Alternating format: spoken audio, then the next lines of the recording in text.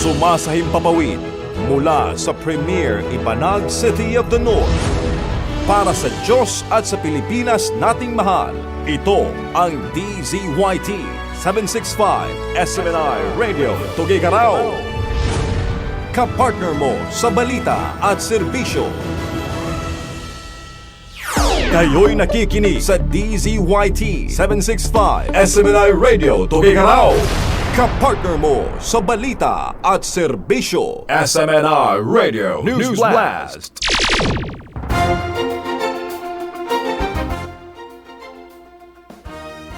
Sa iba pa nating mga balita, Alan Peter Cayetano umupo na bilang bagong Senate President.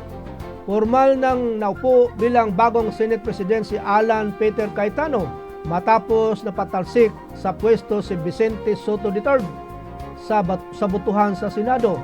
13 senador ang bumuto pabor kay Cayetano habang 9 naman ang sumuporta kay Sotos at 2 ang nag-abstain. Kabilang ng mga sumuporta kay Cayetano sina Senator Ronald Bato de la Rosa, Christopher Bongo, Aimee Marcos at Ruben Padilla. Nagkaroon ng biglaang suspension ng sesyon matapos sinayag ni Cayetano na mayroong na silang sapat na bilang upang palitan ang liderato ng Senado.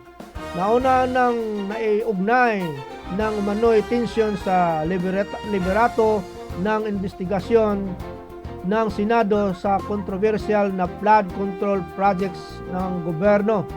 Nagpasalamat naman si Cayetano sa Diyos na ibinigay na pagtitiwala sa kanya at umaasa sa probisyon na ibibigay binibigay ng Diyos tulad ng wisdom sa kanyang pamamahala sa Senado.